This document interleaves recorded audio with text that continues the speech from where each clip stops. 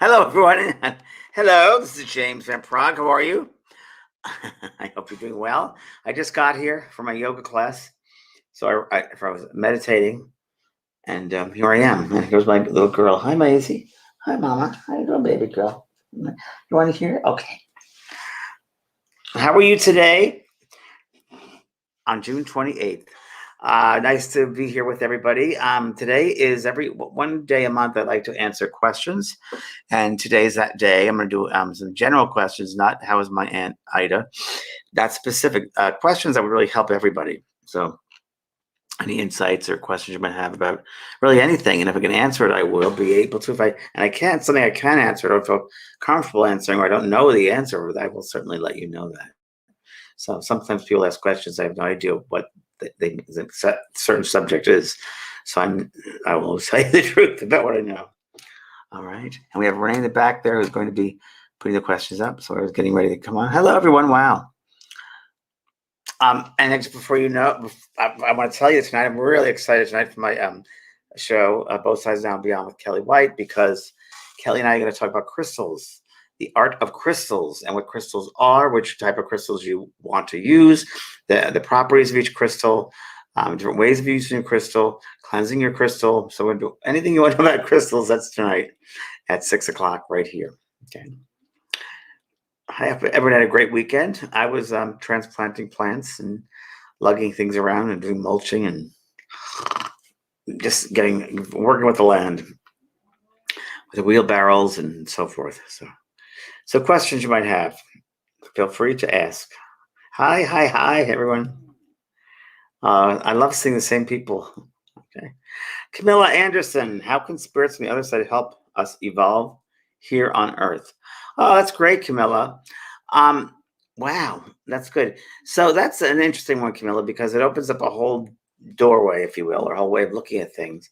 In that the spirit people, the guides, your loved ones, family, friends, are always there to support you and always are going to help you, and will always help you, but they can't they can't interfere with your spiritual expansion and growth. Meaning that we come back to the school to learn many lessons, and they can't give us the answers to the tests because we got to go through it and learn. So the more we know ourselves, the more we trust our own intuition, our own soul self, the easier it is to make the right choices that are for us. A lot of people get sidebarred or to living a life that other people want them to live, and they're trying to get a validation from other people, live someone else's life, and they get caught up in that, and that does not work for them. The only way you can expand spiritually is to love yourself, to get to know yourself, trust yourself, love yourself, and don't care what other people think about you. And treat others as you want to be treated. That's really it. Okay. Next question. I'll answer as many as they possibly can. Okay. And this is from Yolanda. Yolanda, hi, Yolanda. How I can communicate with my parents. Well, you can do that if you want to, different levels of communication. If you want a full-fledged progressive and learning how to really trust yourself, you can go through a mediumship program like Mediumship 1 at my school. Or an easy way is, as I said many times before to people that are on my site here, sit in a closet, sit in a place or a closet or a place you won't be interrupted. It could be a bathroom, a bedroom, something where you can get away from outside noises or distractions, even with family or kids or animals. And you sit there in this space for, and you concentrate on your breath. And you'll have the monkey mind with certain thoughts coming in. And that's okay. You just acknowledge them and move on and go back to your breath. And after a while, about 10 to 15 minutes, you'll be at a space of relaxation. And the spirit people can come close to you then, and they can come near you, and you'll be able to register them when your mind is open. So doing this exercise, sitting in the quiet, kind of opens up your mind.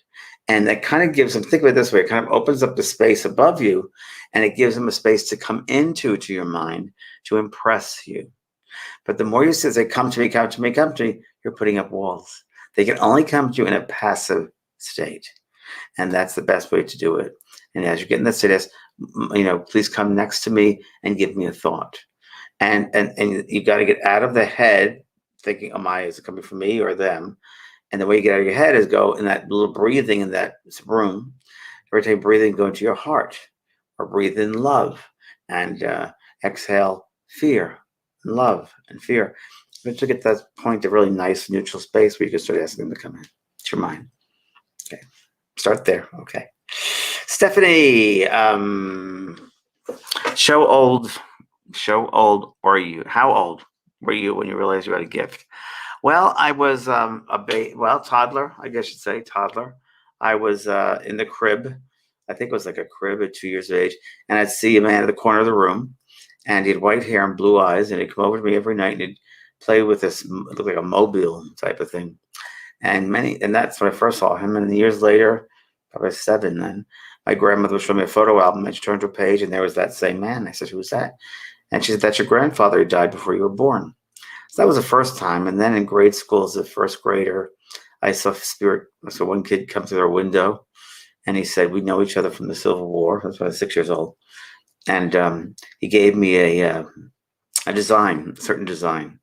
And I remember he showed it to me, and I said, "What's that?" And he said, "You don't know now, but years later in your life, you will."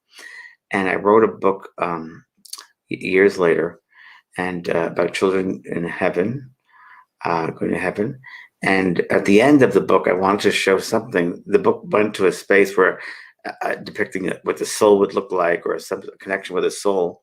And that drawing came back into my mind, which I hadn't thought about in 40 years. And it came back, and that's the soul. It's the different fragments of the soul. It's 144 different spaces. So that's where that came from. Kathy, hi, James from Michigan. Hi, Kathy from Michigan. I have a question. I thought you did. Do we really sign a soul contract before we get here? We do. Kathy, and for everyone that's listening here, it's sometimes it's hard for us to imagine or appreciate that our soul is so much more out of the body than in the body. So as you sit here today watching this physical body holds probably roughly, on my percentage, 30% of your soul, 70% is outside the physical vibration on different frequencies and different dimensions, right? So that's something to be aware of. So most of your soul's out here, not here. Big toe to the soul. And we do sit down before we come back into the incarnation, and we sit with our guides, teachers, loved ones, and we work on the best curriculum for our own soul's growth. And we pick the family members and the situations or relatives, like what position in the family we will choose in this lifetime. Maybe one lifetime you're the father, maybe you'll be the daughter this lifetime, or the grandparent, because we have to learn specific lessons what it's like to be a grandparent, or be a child, or have a child that has a learning disabled, or whatever it might be, those lessons, whether it might be addiction, whatever it might be, suicide could be another one. There are lessons we sit down and we go through. And when you're at that point of view, from that spiritual point of view, and you look back at the school Earth you have to go to, which is one of millions of schools, by the way, one of the hardest ones, as we know. It's one of the hardest ones. One of the ones we grow from the most, the more we use our spiritual self, our intuition, our soul self, our soul's knowledge, our soul's wisdom. We'll get through it. So, and it's not getting caught up in the human aspects. It's really spiritual. The human is just a byproduct, and we're just here having this experience at this school, human school, but that's not who we are. We're a spirit. We're a soul having a human experience, not the other way around. So changing your perspective, knowing that you're a soul, not a physical. This is just temporary, this physical part of us, but your soul much, much bigger than just this. And if you have a soul perspective of your life day to day, your life will change, and you'll begin to be aware of other people on a soul level, of yourself, your own thoughts, your own actions, your own deeds. And that's the long answer to that question, but it's a good one. Okay, thank you. Hi, Rainey. Good to see you again. Is deja vu remembering of planning the good question, soul charts or a sign from spirit? Really good, Rainey. Of course, I won't know the answer to that till I pass over also, because I think, and again, this is totally theory here, I think it could be a couple of things. I think it could be what you said, remember your soul chart, right? I think also that when we sleep at night, we go to the spirit world. And as I've told you before, your soul leaves your body at night and we go to sleep. And a lot of you have had crossover dreams. I call them crossover dreams, where you've had a connection with a loved one passed over, more than a dream. That you're actually there with them, and it feels so strong. And sometimes you'll have a dream or a situation where you see something happen. I believe that when we go over there at nighttime, many times we prepare for a future situation that'll happen in the human level. So we prepare for a test or research for a test. And then I think when in the conscious and the back in the human part of us, when we go into that experience in the future, there's a part of our soul that remembers, I know about this test. I know it feels like I've done this, or I know. So that could be deja vu because you've checked it out. Deja vu could also have a lot to do with a past life as well, where you've been experiencing a certain space, a city, a town, a language, a connection with something, and you go back and you have that same thing. It could be deja vu from another lifetime. So the different levels of deja vu, but I think those three, and your soul charts, I think those three are accurate. Could be more, but those three sound pretty good. Thanks, sweetheart. Leanne, I see orbs around my home. Are they spirit angels? I feel they are. Yes, I will tell you that orbs around you are spirits. There could be one, it could be many to make one orb. Again, that'd be a great place to sit. Obviously, Leanne, they're trying to tell you something. They're probably around you. You could be very mediumistic, and they're trying to push you to do that, or want to communicate in some way with you. So again, I'm going to go back to the very first question, which is the way you could handle it: sitting in the quiet, learning to meditate. I have a free meditation in my school you could use, clearing the energy. That's a great one to use for that. But it's sitting quietly and breathing and slowly having a communication with them. Who are you? Why do you come to me? And again, the best communication is through the heart space, not the head, because you'll get rationalizing left brain, the human mind. You want to go down to your heart and the neutral space. Okay. Next, yes. Faye. Why is it I can feel spirits and able to connect to people who have? Why is it that I can feel spirit and able to contact people who have passed? Well, that calls you a medium, Faye. That's mediumship. It seems to run the women's side of my family. Yeah. So you're mediumistic, and mediumship does pass through the genetics, no doubt about it. In my family, also, it's on both sides actually. So yeah, it does that. Why is that? Because that's in your makeup. Your makeup is that you are mediumistic. And if you want to progress and develop that mediumship, you should, if you want to. Don't have to, by the way. Don't have to. Should never scare you. Should be just the opposite.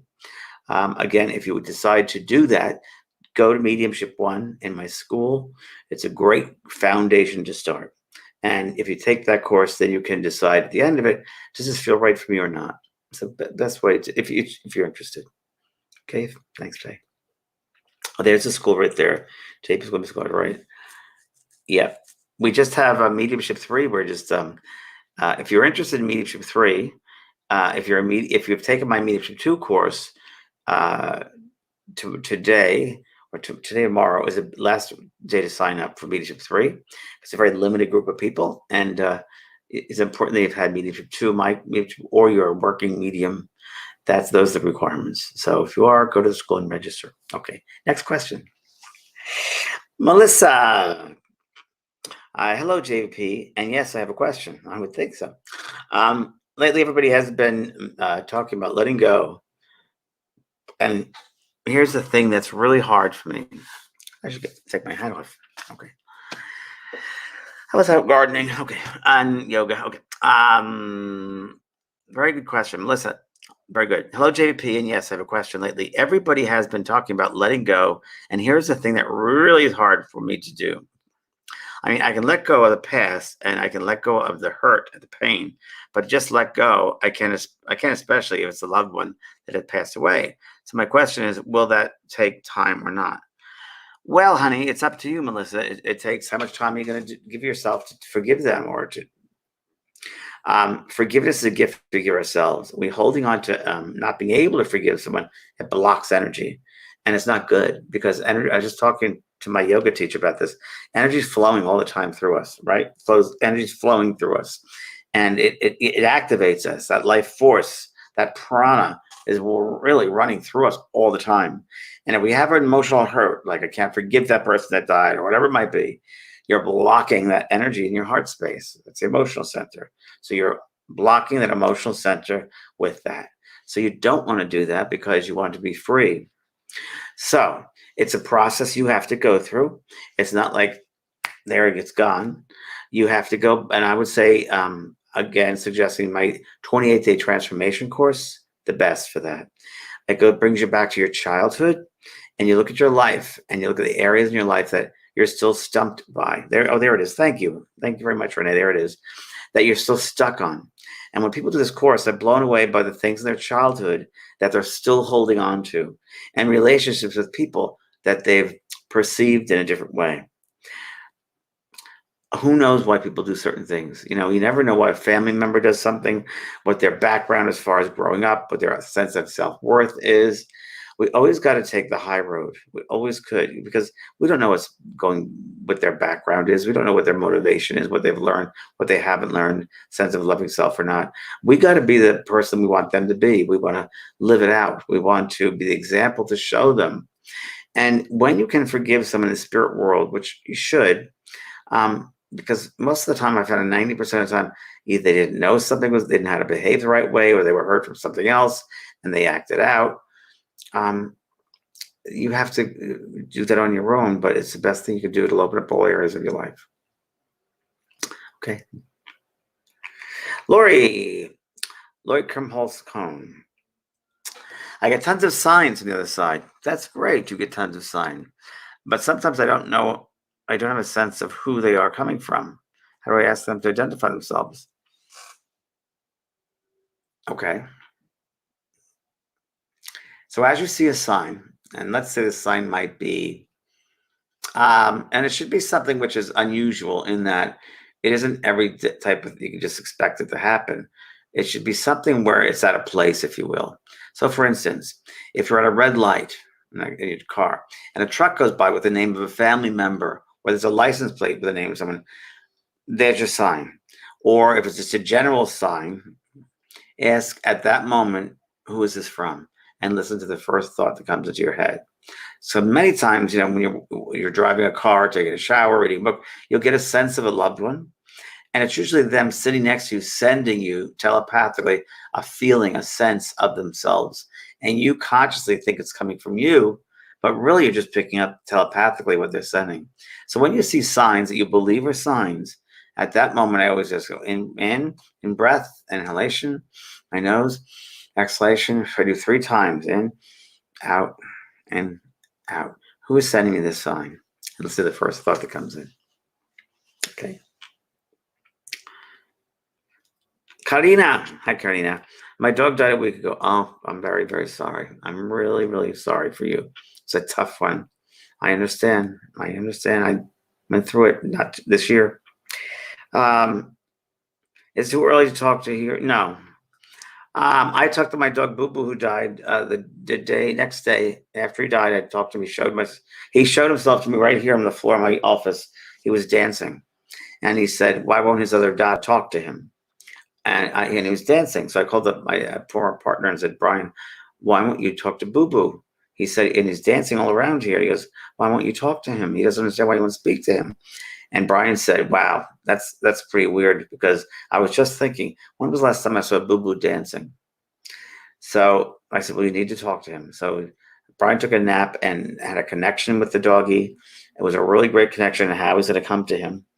And then that night, I went to the store, and I broke down in the entrance and sort of crying my eyes out because I hadn't grieved. I went back home, and I was watching television. My dog Maisie was up on my bed in the doggy bed that they shared when Boo Boo was alive. And what happened was I looked down and saw Boo Boo again, and he thanked me. It was emotional. He jumped up on the bed. My living dog Maisie steps out of the doggy bed. Boo Boo goes into the doggy bed, and they fall asleep. So right away, love is the answer. Love, they come in love. And I'm sure your baby wants you to know that she's okay. So listen to her. Hear her in your heart, please. Okay. Good luck, sweetheart. Dave James, how could you best describe God? Oh, it's great, Dave. Good question. I describe God not as a religious God. That's man-made. I think religions are man-made. And I think all religions are bits of the truth, but not any one religion is all the truth. I say on this dimension, this three-dimensional world, and this level of vibration, we don't fully understand what God is. The closest thing I think we have to God is love, unconditional love. That's that love, that's incredible. Every one of us is a spark of God. We have that spark of love, light within us. Light, love, God. Vibration of love, the frequency of love, and the word God, in the English language, God, that vibration for the same thing. Love and God, exactly the same. So I say love is God. God is love. I also think that God is a pure energy. And I describe God also as one, O-N-E, which means omnipresent, nurturing energy.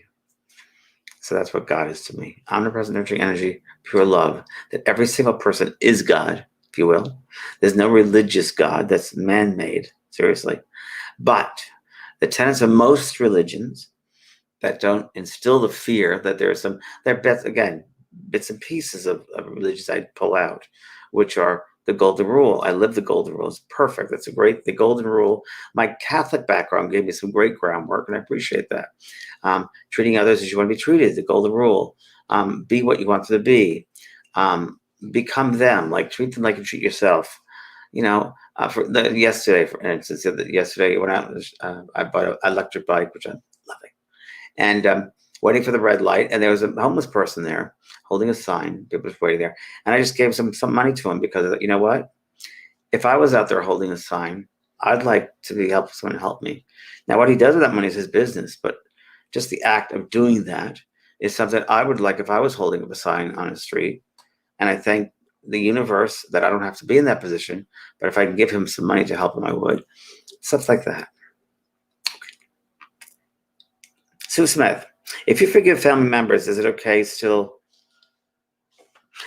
If you forgive family members, is it okay to still want them out of your life? Definitely, for sure.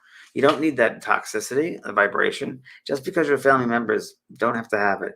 Remember, a soul comes into your life, including family members, for a season, a reason, or a lifetime.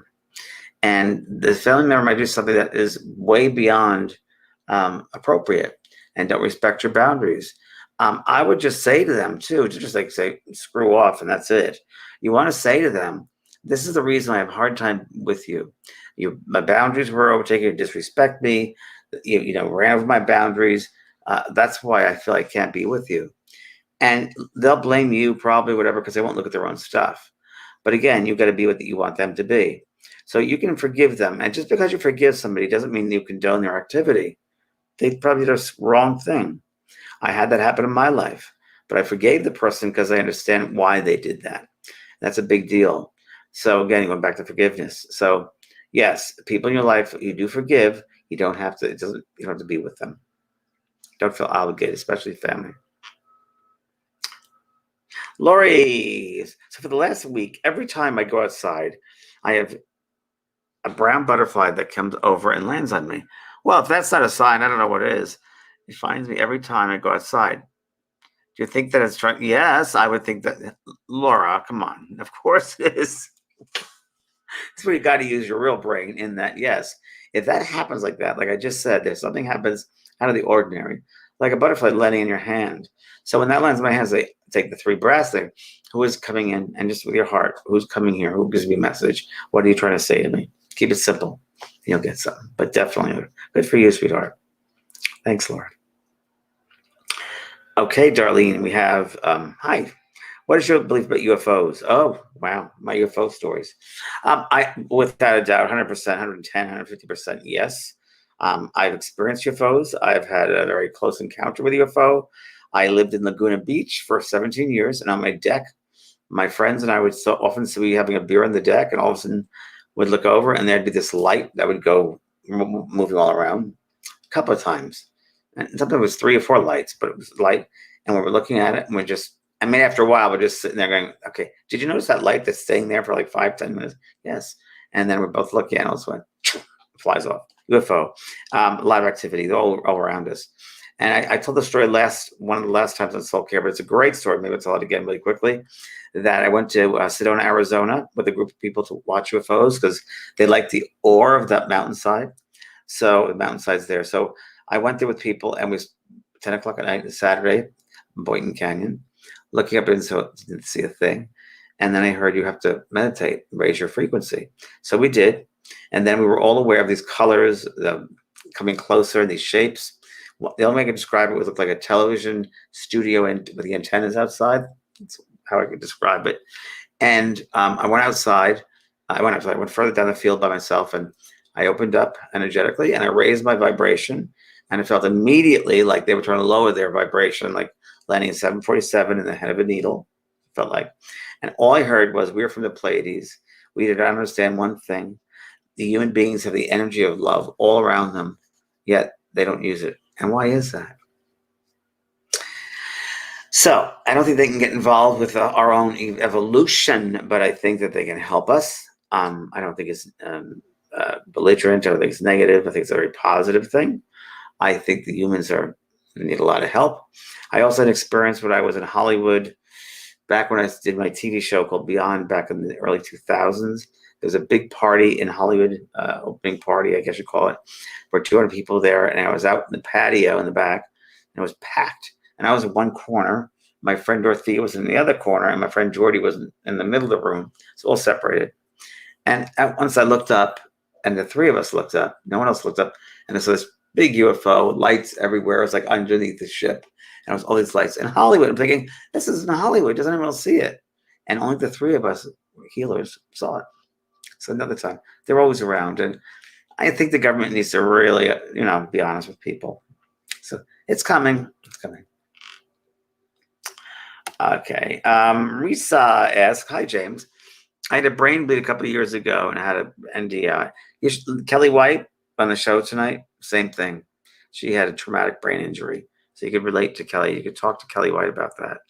And had an NDA, of course. I'm a different person today because of this NDE.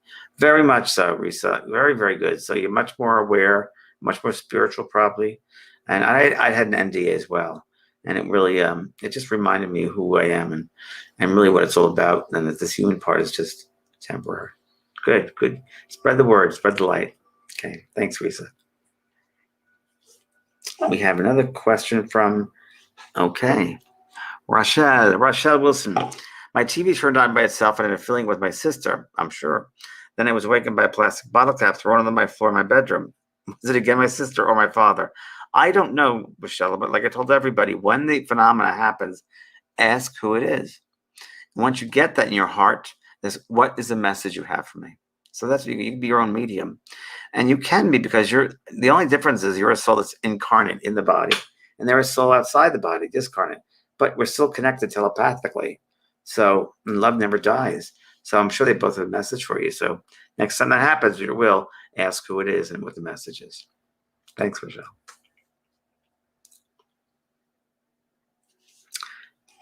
Next, I'm going to be doing an evening of spirit messages in the summertime. So we're going to get that together. It'll be, I'm sorry, me, Kelly White and myself, we're probably going to do a SoulCARE. And it's going to be all different psychic and mediumship messages. So you'll know what that's about. Okay. Oh, yeah, put them in the comments. I'm drinking LaCroix water. Okay. Kim Ann is asking, "A government reporting UFOs recently came out." I know. "Apparently, last 20 years, sightings have grown. What do you think this is?" Look at our Earth. Look at how we're destroying our Earth. 20 years we've been destroying this planet, and I think they're trying to help us. And there are different theories behind it that if we set this Earth, it'll upset the whole balance of all different species of life forms around, that we really need the Earth. So it could be that. To think that we're the only ones around when there are millions and millions of galaxies and stars is ridiculously ignorant. And I think we need to be more open and learning these things, and learning this so much more in expansion. So I think that it's a good thing, and I think more and more people should talk about UFOs and should come out. Tom DeLonge from American Angels in America has opened up really a lot in the past 2 years about UFOs and studied the government, and it's because of his opening that this whole thing has occurred. So good for him, Tom DeLonge. You can look him up. Okay. All right. Kate Miller. Thank you, James. You're welcome, Kate. Thank you. I always love hearing from you. Thank you. I learned so much. Thank you, sweetheart. Jennifer Wood. Do you think it may be a time traveling human? Do you think it may be a time traveling human beings from the future visiting the Earth? Great question, Jennifer Wood. Isn't that interesting? I don't know if it's a human. I wouldn't put the word human there. I'd say beings. Could be. And remember, there's no time. Time is only relative of this three-dimensional world. So I don't know what they do to come into time. The funny thing is I get the sense, and I know it from my meditation when I did Sedona, raising my frequency. It's like, and I usually use the analogy, which I love, which is a ceiling fan. You know, when it's not turned on, you see the individual blades. But when you turn on the switch and it goes faster and faster around and around, you cannot see the individual blades. I think that's very, very true of UFOs. You want to call them instruments, however you want to call them, that move in a different way than we are used to. It's beyond our technology. I think they're always around us, but we are not open to see them because we're in such a heavy, dense vibration. But once we do open up to a higher level of consciousness, we'll see more and more of them. And hopefully this planet will open up to a higher consciousness. I think it will. I certainly hope it will. It's like one step ahead, 3 steps behind. And I'm very much getting into human rights now, people's rights, all rights for human beings. And I think that my work is going to go into that level because we need that. We need more healing on this planet. We need to treat each other with respect and love and not take advantage of people, from big business to, it's just bad. Politics, bad. We should be together, not separate. Very bad. So, yeah, they're here to help us for sure. And hopefully there'll be more. Okay. Luis. Hello, Jim. What do you think about eat meat? Is it wrong for Midian and our spirits or not? Thanks. Brazil, Italy, tudo bem. Okay. So that's a very good question. So people worry about that. Like coffee's not good and alcohol's not good, meat's not good, and this is not good. Everybody's different. Everybody's different, Luis. Everyone's so different. So I wouldn't base it on that. I just entered a diet. I think it's to eat healthy is important. Some people need red meat. I'm one that needs red meat, carnivore, and I need that certain proteins. I find I can get other things too, but for some reason I go toward that. I don't eat a lot of fat. I don't eat a lot of certain things, meats I do not eat. I don't know yet about the whole, well, if you eat it as karma, I'm not sure yet about that because who knows what the agreement was. But no matter what it is, everything should be in moderation and eat well. I'm cutting out sugars. I'm cutting out chips and ice cream, all that stuff. No carbs either. I think it's good to be healthy in body, mind, and spirit. But I think it's really, as Jesus said, it's more important what comes out of the mouth than what goes into it. So that's my guideline on that one. And moderation. Laurel, James, I'm a big fan. Thanks, Laurel. Thanks for being a big fan. Love you. I've been seeing repeating numbers constantly over the last couple of weeks. It's usually numbers on the clock, like 111, 22. So when it's synchronistic or patterns, it means something. There's a book by an author by the name of Doreen Virtue, who's now a Christian, but she wrote a book about, I think I have it here, on numbers. The sequence of numbers, and it's really the best I found. But you can go online and find that also. It's go on there and Google numbers and patterns, what they mean, and you'll see a whole bunch of things like 111 new beginnings and 444 angels are around us. So they'll have a list on the internet about that. Thank you, Nancy Mueller. Hi, Nancy. Thank you very much. Oh, you saying thank you. Thanks, Nancy Mueller. I appreciate you tuning in, and you can tell other people about it. I appreciate it because, and if you like my page on YouTube, please like me. I need friends. I don't have any friends, and it's that way that gets more people watching. and then the consciousness can shift. So everybody here, if you go on the YouTube page and put like, YouTube actually looks at that and they get it out more to people. They'll suggest it more to people. And that I appreciate that. It's the only way to get, I'm not doing a television show right now. So that's the best way to get it out there, to change the consciousness. I'm working on a TV show right now. I'm developing one for a episodic, but it's in very early stages. But we'll see. We'll see what happens with it. It's about angels. Okay, Amy Erickson.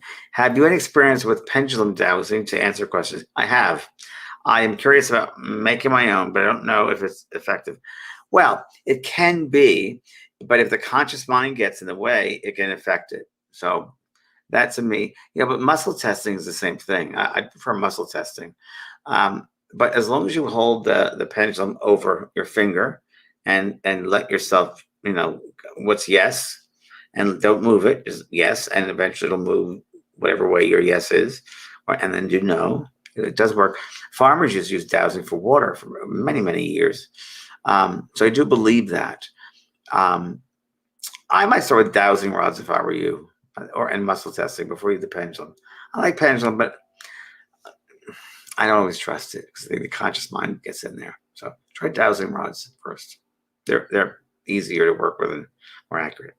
Kathy Ann, hi James. Do you think it was very hard for a loved one to send a sign from the other side? Does it use up their energy and make it impossible?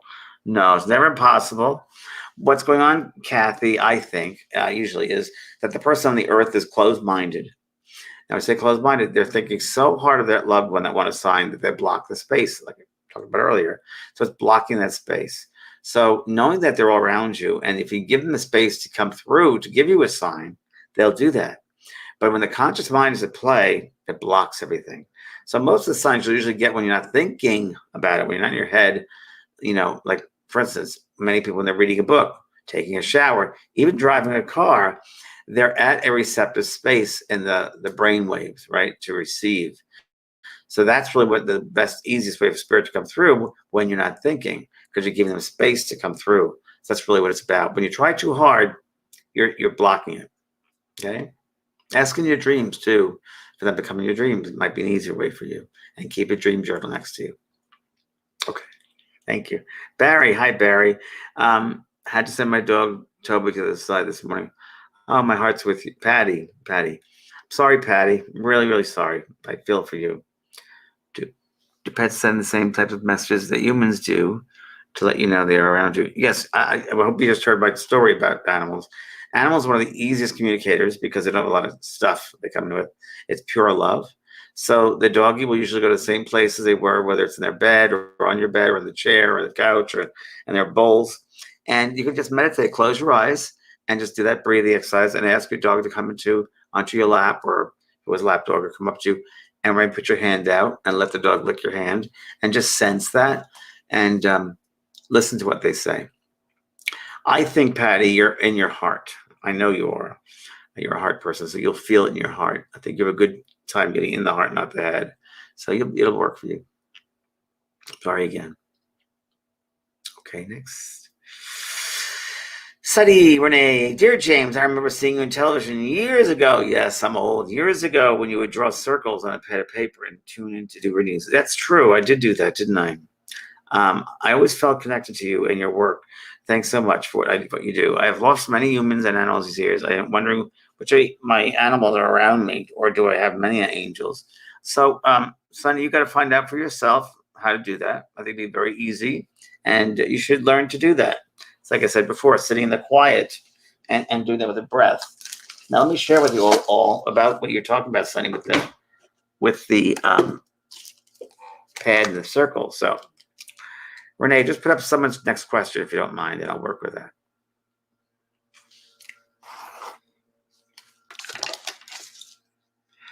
Oh, it's Renee. Good. Oh, good, Rainey, because you're here a lot, Rainey. So another example of that, what I used to do with people. So when I did my TV show Beyond, it was a really tough schedule. It was a go, because the television industry has no sense of anything subtle or that you have to take space to clear or anything.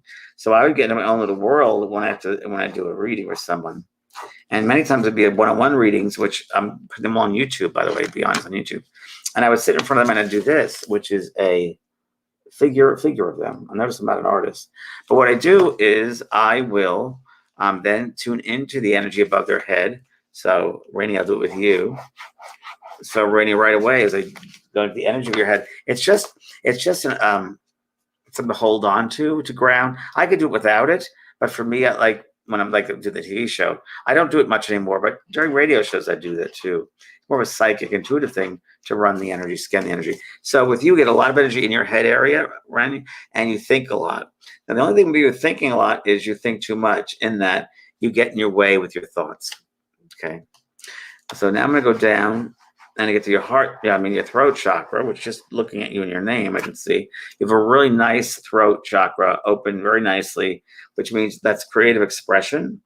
And psychically, the only thing that I think you need to do is express it more and believe in yourself, believe in your own voice. Because for years, you probably wanted to live under other people's rules or power, but now you're finding your voice and you need to get it out, which is good. You have a lot of compassionate heart. So go down to your heart chakra, a lot of energy there, a lot of compassion.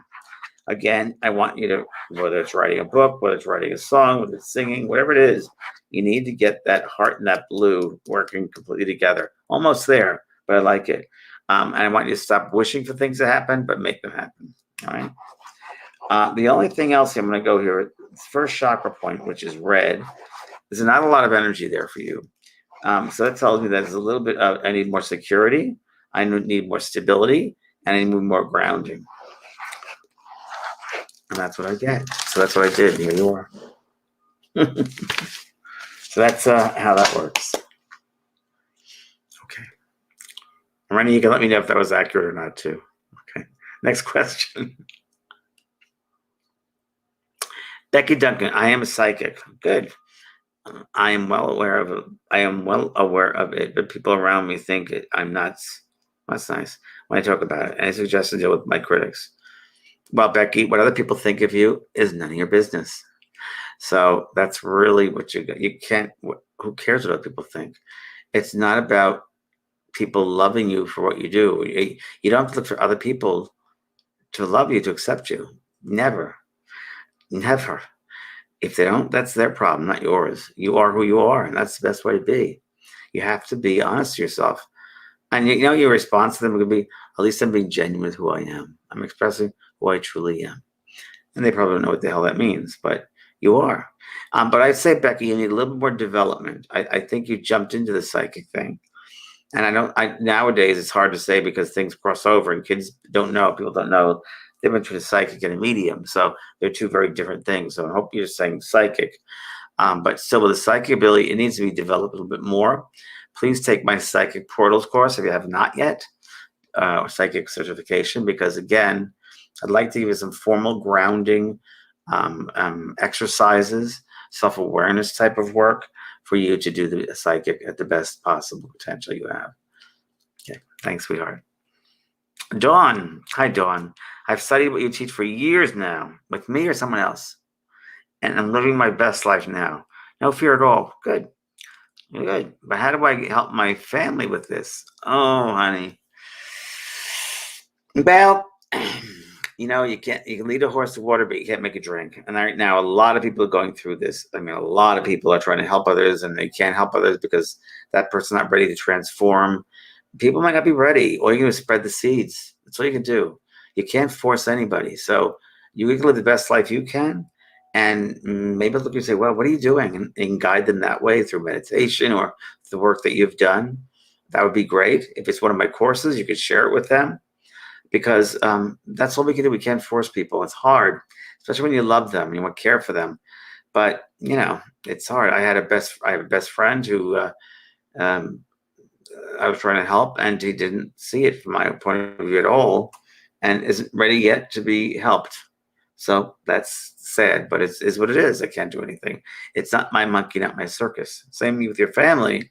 It's not your monkey, not your circus. They might be limited. They might be unaware of these things you talk about. They might not be ready for it. So all we can do is spread the seeds, really, of that. So good luck, sweetheart. Just got being who you are. Thanks, Dawn. I think we have at the end now. One more. We'll do one more question. Megan Nardin. I'm an empath as well as my husband. I believe my 2-year-old may be as well, of course. Any tips on how to protect her energy at this age?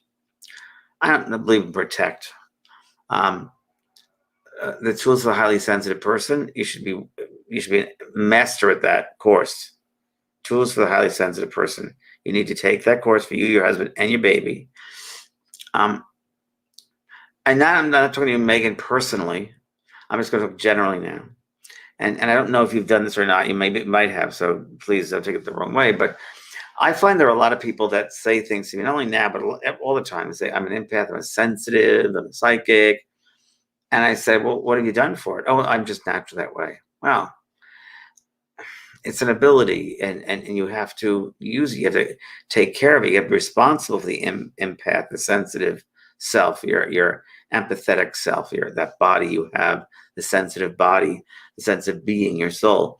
Now, when I say protection, I don't like the word protection, but I do like you being responsible for that space, being responsible how to use that space, being responsible about how to open your energy up when you need to, and then close it off when you don't need to. Going into a room with a lot of public people, I close off my energy. I don't want to pick up anything at all. And it's also, if you walk into a negative space, you don't want that negativity to pick up on that. Why would you want to do that? So again, it's a mindset, and it's being mindful of what energies appear around you, whose energy is there, and being an empath, there's a responsibility to take care of yourself. And that is to understand what it's like to be a sensitive, what it's like to be an empath, and taking courses or classes, workshops, what you need, reading books about what you need to practice in order for you to be to your highest potential and healthy with it. Because, it can destroy, it can depress. If you're picking things up, it can hurt you in a way, and I think in a physical or mental way or emotional way, when you're picking up other people's negative thoughts or any foreign energy. That I do believe. So you've got to be open to working on yourself, doing the work, stepping up and doing the work, not just talk about it. I'm an empath, I'm a sensitive. Well, what about that? How many years have you studied? How many years have you worked hard at being responsible for the space around you? It's very important. So I want I like respect of that work. I don't like disrespect. I like respect, to do things time. And I'm old fashioned, because I believe it takes time to progress, and it's worth it. It can't just happen overnight. So if you really want to get into the sensitive work, one's got to be prepared to be responsible for that sensitivity. Okay. So tonight, I would love for you guys to join me. Both Sides Now Beyond at 6:00 Pacific time in the States, with Kelly White, and it's all going to be different types of crystals. There's so many crystals. We won't be able to get through all of them, but it gives some very interesting insights into what crystals are, what kind of crystals, what the properties are for them, and also how to use them in different ways, and cleansing them and so forth. So I hope you can join me, and thank you all very much, and we'll see you tonight.